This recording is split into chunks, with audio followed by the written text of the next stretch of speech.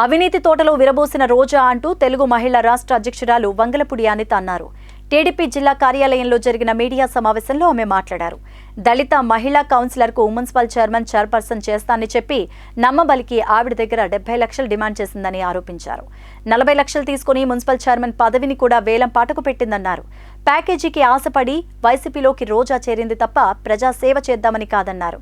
కేవలం 9 నెలల కాలంలో కొన్ని వందల కోట్లకు అధిపతి ఆమె ఎలా అయిందంటూ ప్రశ్నించారు. 5 మండలాలకి ఒక్కో బినామీ పెట్టుకుని స్టేజ్ షోలు పెట్టుకునే వారి పొట్ట కొడుతోందని విమర్శించారు. పర్యాటక శాఖకు ఎంత మొత్తం కేటాయించామో రోజా చెప్పలేని పరిస్థితిలో ఉందన్నారు. జగన్ పుట్టినరోజు పేరు చెప్పి 29 కోట్లను రోజా కొట్టేసిందన్నారు. గత ఏడాది విశాఖ ఉత్సవాలు ఎందుకు చేయలేకపోయారంటూ ఎద్దేవా చేశారు. ఇప్పుడు ఏం చేస్తుందో తెలుసా, నేను అడిగితే నిజంగా మధ్య పోయింది, ఇలా కూడా సంపాదించొచ్చా అనిపించింది. ఆర్డీఓ ఆఫీస్ని, ఎంఆర్ఓ ఆఫీసుల్ని, సబ్ రిజిస్ట్రార్ ఆఫీసుల్ని ఒక్కొక్కరికి అప్పచెప్పి ఆవిడే క్రియేట్ చేస్తుంది ప్రాబ్లం. వాళ్ళే క్రియేట్ చేస్తారు, వీళ్ళ దగ్గరికి వస్తారు, వీళ్ళు క్లియర్ చేస్తారు. దానికి ఎంతని కమిషన్ అంటే నగరి ప్రజలు అడుగు తీసి అడుగేయాలంటే ఆర్ ట్యాక్స్ కట్టకుండా వాళ్ళు అడుగు తీసి అడుగేయలేకపోతున్నారు.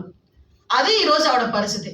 నగరి ప్రజల్ని కూడా అంటే నేనేమంటానంటే, ఓకే నీవేం చేసుకుంటావో ఏం చదువుకున్నావో పక్కన పెడితే, ఒక దళితురాలు దగ్గర 40 లక్షల రూపాయలు తీసుకొని ఈ రోజు వరకు కూడా ఆ డబ్బులు పే చేయకుండా, తిరిగి ఇవ్వకుండా ఆవిడని ఇబ్బంది పెట్టి, ఆవిడ ప్రెస్ వరకు వచ్చిన తర్వాత కూడా దానికి కూడా సమాధానం చెప్పాల్సిన అవసరం లేదనుకున్నట్టుగా నువ్వు చూస్తున్న బిహేవియర్ చూడు, అది నిజంగా హాస్యాస్పదం. ఎందుకంటే ఎవరి మీద ఏదైనా ఒక ఆరోపణ వచ్చింది అంటే ఆ ఆరోపణ నిజమా అబద్ధమా లేకపోతే మీరు చూసుకోండి, మీరు ఎంక్వైరీ చేసుకోండి అని ఏదో ఒక రకంగా బయటకు వచ్చి ఒక మాట మాట్లాడే పరిస్థితి ఉంటుంది. ఈవిడ మాట్లాడితే ఇలాంటి ఏదో అంటే గులి మీద పూసకట కింద ఉన్న మచ్చ తెలియదట. ఈవిడ కింద ఉన్న మచ్చ ఈవిడికి తెలియట్లే.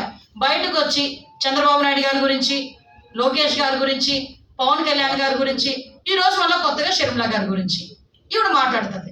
అరే రాష్ట్రంలో ఇంతమంది అమ్మాయిలను అక్రమ రవాణా జరుగుతుందని సాక్షాత్తు నేషనల్ క్రైమ్ రిపోర్ట్ ప్రకారం వచ్చిన డేటా చూసి ఈ రోజు వరకు స్పందించదే. మరి నిన్న మొన్నటి వరకు చంద్రబాబు నాయుడు గారు ముఖ్యమంత్రిగా ఉండేటప్పుడు రోడ్ల మీదకి వచ్చి సీసాలు మొదలుకొట్టిన ఇదే రోజా